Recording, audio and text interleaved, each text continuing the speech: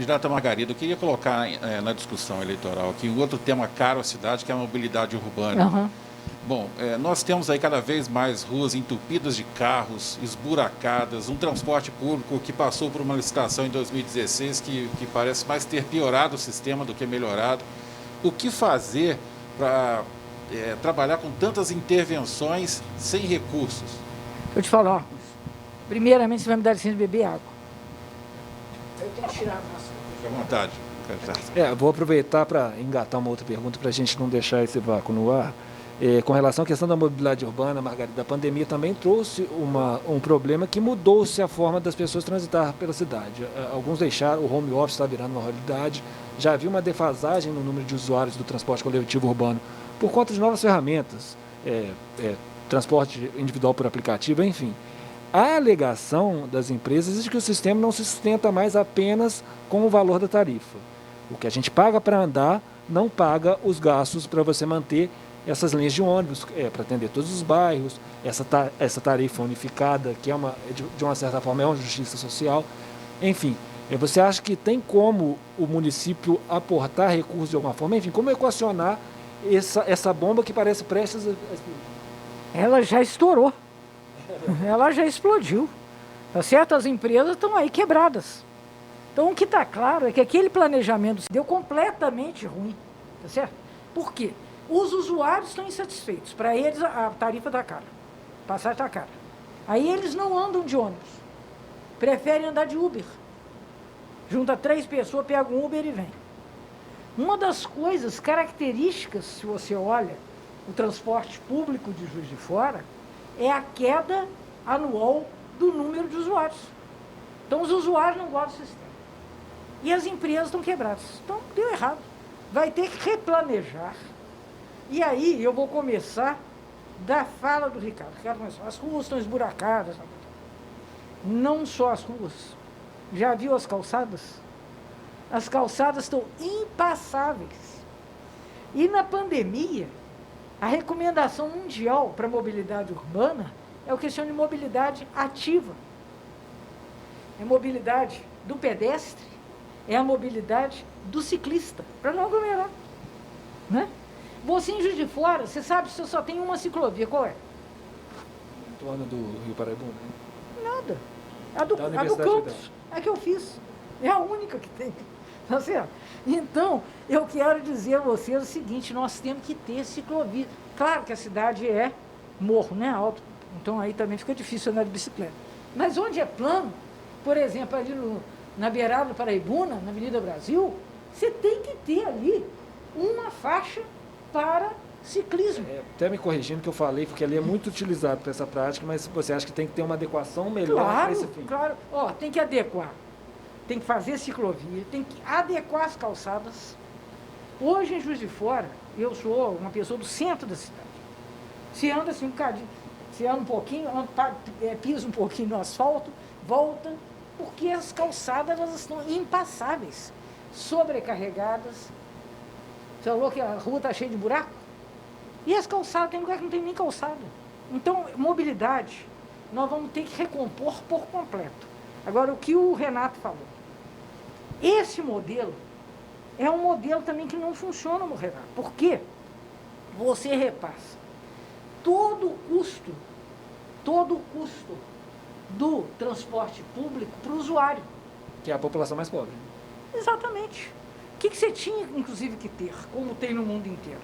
Um transporte público de tal qualidade, vamos pensar Roma, que nem que você quisesse também entupir de carro, porque as ruas são estreitas, histórico, né? Então, tudo estreito, não tem jeito de passar. Se não tiver transporte público, as pessoas não vão andar. Então, você tem que ter um transporte público com recursos. Nós, agora, recentemente, votamos na Câmara 4,5 bilhões de reais para serem repassados às empresas para equilibrar os contratos. Por quê? Porque elas estão, não só de Juiz de Fora, aí é o processo nacional. Com a pandemia, já estava mal. Mas esse socorro é mais emergencial por conta da pandemia, né, Margarida? Não, você não pode fazer planejamentos de longo prazo. Olha só, se você olhar os números, era assim. Há 20 anos atrás, você tinha 10 milhões de usuários. Aí, se olhar no passado mais recente, 7 milhões. Aí já tinha caído esse ano para 5 milhões. Com a pandemia, 3. Aí é claro. Aí realmente que as pessoas deixaram de se deslocar. Aí você teve um desencontro completo das contas. Mas o que eu estou dizendo é que esse modelo vai ter que ser inteiramente redesenhado, considerando os vários modais, inclusive a mobilidade ativa, que nós vamos ter que prestigiar, e vamos ter que rever essa pactuação com as empresas. É isso que eu ia perguntar, como sair desse modelo que o contrato vai até 2026, por exemplo? Não, mas aí elas estão desequilibradas, tá certo? Uma coisa que está prevista no contrato é que com o desequilíbrio, para reequilibrá-las, e para reequilibrar nós vamos ter que redesenhar todo o sistema, porque ele foi desenhado errado. Uma nova licitação? Não, se for o caso, mas nem precisa, não sei se será o caso fazer uma nova licitação, ou anular a licitação, o que for, eu não sei ainda, porque você tem que ver concretamente a situação. Mas repactuar, isso é fora de questão, isso é imediato, vai ter que ser feito imediatamente. Ainda no assunto de mobilidade urbana, candidato, eu gostaria de questioná-la sobre um assunto que os nossos leitores mesmos, os nossos ouvintes questionam muito, que é sobre a concessão de várias licenças do município para a construção de condomínios, principalmente nas regiões mais, nem sempre, mas só que mais marginais da cidade. Só que muitos reclamam de como isso tem impactado não somente o trânsito dessas regiões, mas também todo o sistema de saneamento básico. Essa política de concessão de licença para condomínio seria uma coisa que seria revista em um eventual mandato seu? Nós vamos ter um planejamento urbano, nós vamos recriar o IPLAN. Isso eu posso te falar de uma vez. Nós vamos ter um instituto de planejamento urbanístico e ambiental. Porque não é possível que o crescimento da cidade se faça ao sabor de políticas aleatórias. Ocupações, né? Eu quero fazer ali. Ah, que bom, vai para lá. E eu para cá. E outro dia, eu nem sabia disso, eu fiquei absolutamente chocada. Talvez vocês são melhor informados do que eu. Não esteja. Sabe que a Deusdete não tem nem captação de água pluvial, nem água potável? Vocês sabiam disso? A Deusdete, que é uma das principais vias de Juiz de Fora, não é? Inclusive assim, chique, que tem empreendimentos chiques ali e tal.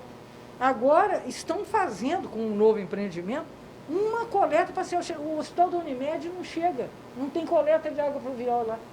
Você acredita isso? Então, realmente, a cidade está totalmente desordenada. Você não pode ter esse tipo de crescimento, porque isso não é desenvolvimento, né? Isso é um crescimento. E aí eu lamento muito que os empreendimentos, tipo Minha Casa Minha Vida, tenham ido para a beirada do município, impactando fortemente os bairros onde essa grande deslocamento, essa grande alocação de famílias foi feita, muitas vezes sem que ali tivesse creche, sem que, em alguns lugares, no Vale Verde foi feito. Então, que bom que graças ao recurso federal nós tivemos no Vale Verde creche e posto saúde e tal. Mas em outros lugares não. No Parque das Águas também foi feito, na escola, mas tem outros lugares que não. Então, agora, por exemplo, na Cidade Alta, você tem uma multidão de novos empreendimentos. Então, é necessário que você não só ordene, mas que você garanta que essas intervenções elas sejam acompanhadas de investimentos, inclusive dos investidores privados, na área de saneamento, na área de drenagem, porque não é só saneamento, não. E a coleta de águas pluviais. Então, você está vendo, tem lugares, São Mateus. São Mateus é um bairro de classe média, casas. Eu sou idosa o suficiente para lembrar do São Mateus como ele era. Aí, de repente, você colocou no lugar onde morava uma família, você botou 100. Mas sem ter feito nenhuma mudança na rua. Aí eu te pergunto, o que é isso? Eu respondo, é o caos. Então, nós não podemos ter um investimento no desenvolvimento urbano que seja caótico. Candidata, enquanto a gente faz perguntas aqui, fique à vontade para se hidratar, até porque o calor é forte, ainda que a gente esteja aqui. Eu agradeço porque de máscara. Ainda que a gente esteja no ar-condicionado. Vocês também agora começaram também a mas eu queria perguntar, enquanto a candidata está tomando água e se hidratando aqui, sobre a questão de equipamentos urbanos. Nós temos equipamentos prontos que não funcionam, como exemplo, não funcionam de forma adequada e que tem potencial para funcionar de forma melhor, como o estádio municipal e o aeroporto da Serrinha. E nós temos verdadeiros esqueletos que nem sequer chegaram a funcionar, como o ginásio poliesportivo ao lado do ginásio municipal e hospital regional. O que fazer com isso, candidato? Olha, Ricardo, é uma coisa engraçada. Sabe que eu comentei uma coisa com o Márcio? Falei, Márcio, eu vou te dar uma lista de tópicos que retornarão no debate, porque como eu tenho essa prerrogativa, né, essa experiência de ter participado dos recentes processos municipais, você logo vem perguntar. Eu posso sempre te falar de uma avisadista, 440, hospital regional, ginásio. Tem uma coisa que a gente que tem amor pelo recurso público, a gente tem que fazer o seguinte: obras com começo, meio e fim, gente. Não pode simplesmente criar um abacaxi para o futuro, porque depois alguém vai ter que resolver, não é verdade? Então isso não pode ser. Eu tenho uma grande satisfação na minha vida como gestora pública. Por exemplo, eu entreguei o novo hospital universitário. A parte dele que está pronta, começamos, construímos e entregamos, até quem inaugurou foi o presidente Lula. Então, isso eu acho que é fundamental. Foi feito com o recurso de que a gente dispunha, não inventamos uma coisa além daquilo que a gente poderia fazer, né? Porque isso faz parte da qualidade do projeto. Você projetar de acordo com o recurso disponível. Se eu começar a projetar, falar, mas aqui agora eu vou fazer um puxadinho, não sei para quê. Então, nós vamos ter que ver como lidar, sabe, o Ricardo? Agora, eu quero dizer a você o seguinte: os espaços públicos serão efetivamente, terão seu uso democratizado. Nós não podemos ter teatros nos quais os grupos locais não têm acesso. Nós precisamos de ter as praças ocupadas com esporte, com cultura, com rodas de poesia, com hip hop, com vida, com convívio, até porque praça ocupada é praça segura. Então, eu tenho absoluta certeza que essa é a forma que nós vamos ter que buscar, inclusive, para otimizar. Porque se você usa os recursos que você já dispõe, evidentemente, você gastará menos. Então, isso é uma forma de ser um bom gestor. Um bom gestor é aquele que aproveita o que tem e não inventa o que não tem. E passa o tempo lamentando pelo que não tem. Não, até porque eu sempre disse isso. Quando você é eleito alguma coisa, a pessoa não te elege para reclamar. Ela elege você para resolver os problemas.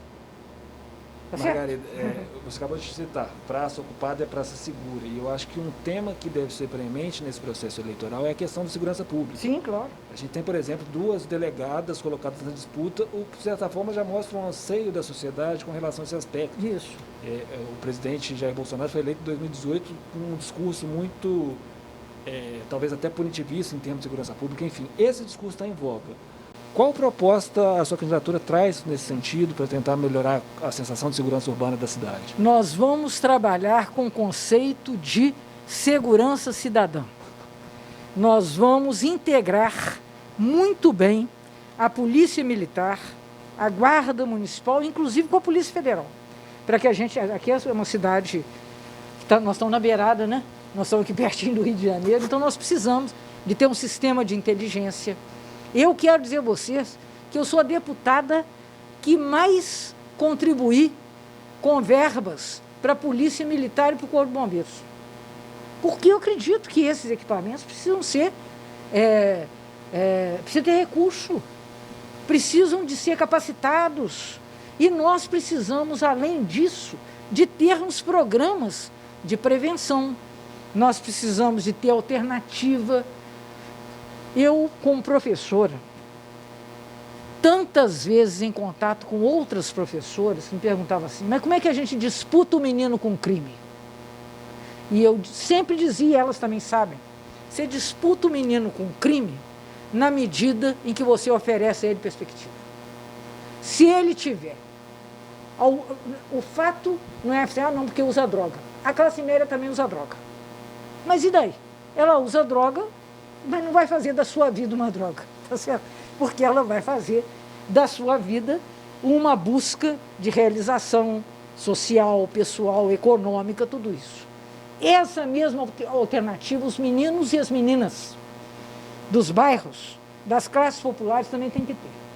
Isso você não tenha dúvida que nós vamos buscar em todos os bairros, não estou te falando que é o planejamento territorializado, então nós vamos ter nos bairros todos formações suplementares, aquilo que no passado a gente chamava de cursinho popular, que nós, quando eu era reitor, nós tínhamos mais de 1.000 pela cidade, que bem mais de 1.000, naquela época era com uma parceria com o governo Bejane, e tinha cursinho popular. Nós vamos fazer isso, nós vamos oferecer formação profissional e perspectiva para as meninas e os meninos que quiserem entrar para a universidade e buscar uma outra forma de vida. Aí eu melhoro a segurança. Candidata, a inteligência, a integração das forças de segurança locais são sempre uma alternativa apontada por candidatos em vários pleitos eleitorais. Eu gostaria de saber como que a senhora viabilizaria isso, uma vez que o município ele já pleiteia adesão ao SUSP, na verdade, já aderiu ao SUSP, estava para aderir agora no final do primeiro semestre de 2020. Então eu gostaria de e essa é uma das prerrogativas do SUSP, justamente essa integração entre as forças de segurança locais. Como então viabilizar isso? Gabriel, eu vou te falar uma coisa. Para mim, isso não é um discurso de campanha. É uma convicção tão forte que a mudança que está sendo feita agora no Copom é com recursos de R$1.100.000 de emenda parlamentar minha. Porque o Copom estava completamente desequipado, ao ponto de 85% das chamadas por 190 não terem encaminhamento nenhum. Porque o Copom é um call center, né? Então, veja você, se eu territorializo, se eu tenho um acompanhamento minucioso das situações regionais, eu já melhoro a inteligência aí. Eu agora vou ter o Copom funcionando, que deve inaugurar agora, proximamente, né? Pela nossa perspectiva, pelo planejamento das obras que estão sendo executadas, os equipamentos estão sendo comprados. Então, isso é possível, isso é necessário. Vamos botar a universidade junto, as universidades de fora, junto com isso também, para trabalhar com informática, para trabalhar com inteligência, que é exatamente isso. Aliás, é uma área que eu gosto de trabalhar. A área em que eu trabalhava em linguística recentemente era inteligência artificial. Então, eu tenho absoluta certeza que isso é possível. Então, os outros falaram. Bom, eu não sou responsável pelo que os outros não fizeram, mas eu vou fazer. Você pode saber que nós vamos ter, até por força disso tudo que eu estou te falando, nós vamos ter uma integração muito eficiente entre esses sistemas diversos da segurança, e nós vamos ter essa compreensão de que segurança é um direito e é também uma expressão de cidadania. Agora, a gente já perpassou por aqui, Margarida, por Sistema Único de Segurança Pública, a necessidade da cidade receber emendas para fazer, por exemplo, equipamentos de saúde, a necessidade do Congresso aprovar um auxílio emergencial de 4 bilhões para salvar os sistemas de transporte coletivo municipais. Enfim, os municípios hoje eles vivem, vou usar uma palavra aqui que não é adequada, mas parece viver de favores. Uhum. São as emendas parlamentares, são auxílios emergenciais. Você, como prefeito, encamparia uma campanha para uma revisão do Pacto Federativo? Você já está nesse debate dentro do Congresso, mas como prefeito, você encamparia ainda mais esse? Não, sem sombra de dúvida. Nós temos uma proposta, inclusive, de reforma tributária. Nós temos que fazer uma reforma, porque não adianta também você querer fazer uma repactuação federativa dentro desse mesmo bolo, tá certo? Você vai ter que refazer para tornar mais eficiente a arrecadação tributária, desonerando os pobres, cobrando dos ricos, que no Brasil 1% da população detém 36% da riqueza. É uma coisa maluca. E 50% da população detém 1% da riqueza. Então você não pode, isso é um grau de desequilíbrio que é, inclusive do ponto de vista internacional, uma situação de desconforto para a nossa expressão soberana. Então nós temos, é claro, que pensar nisso. Agora, como algumas coisas vão escapar da nossa governabilidade, porque, como você mesmo disse, dependem do governo estadual, das decisões parlamentares, o que nós vamos assumir este compromisso de fazer o melhor gasto possível, de fazer a atração da maior quantidade de recursos possíveis. Nós vamos fazer isso. Tem recursos até internacionais que podem ser buscados, desde que a gente tenha projetos, é claro, que sensibilizem investidores internacionais aqui. Não estou falando da Mercedes não, viu, gente? Estou falando de investidores no nosso processo de desenvolvimento. Por exemplo, investidores em economia, em energia limpa, que é uma grande obsessão da Europa, com toda razão, né? Porque se o Mar do Norte sobe um bocadinho, adeus Alemanha, adeus Holanda. Então eles têm a preocupação, eles têm horror dos combustíveis fósseis. Nós aqui podemos nos tornar um grande centro de produção e de desenvolvimento de energias limpas. Então é preciso, olha, eu vou falar uma coisa com vocês. Eu não estou fazendo essa disputa para fazer alguma coisa banal. Eu quero convocar a cidade para um grande salto. Nós hoje temos cidades mundiais. Barcelona é uma cidade mundial. Porto é uma cidade mundial. Milão é uma cidade, nenhuma delas é capital. Tá certo? São Francisco é uma cidade mundial. Eu quero que Juiz de Fora seja uma cidade mundial. Nós temos recursos humanos para fazer dessa cidade uma cidade mundial. Agora nós precisamos de ter ousadia, imaginação e compromisso político. Eu queria, nesse finalzinho aqui, voltar no assunto de saúde. Sim. São diversos os problemas na saúde, problemas crônicos. Você tem hoje o Pan Marechal, que é uma discussão que se permanece lá naquele local, se busca uma outra solução. E esses problemas passam desde a atenção primária, passando aí pelas consultas, pelos exames, até chegar nas cirurgias. E hoje o problema se intensificou com a pandemia. Como, de fato, resolver tudo isso? Eu volto a insistir, mas infelizmente um discurso claro, que a gente vai ter que repetir aqui. Sem recursos e, ao mesmo tempo, melhorar o atendimento da população na área de saúde. Olha só, primeira coisa a fazer é toda a força do município, a atenção básica, a saúde da família, a porta de entrada no processo. Certo? Isso é uma coisa que tem que ser resolvida. Hoje, saúde da família no município tem a cobertura menor do que 58%. Aliás, 58%, para ser exato, 58%. Se você comparar com Belo Horizonte tem 90%. Tá certo? Então é uma questão de investimento, de você priorizar. Não é questão de mais recursos, é questão de priorizar. Então você tem que priorizar a saúde da família, que é a porta de entrada nesse processo todo. A cidade tem recursos de saúde da melhor qualidade. Recentemente salvamos a vida de um candidato a presidente da República. Se fosse em outra cidade, tinha morrido.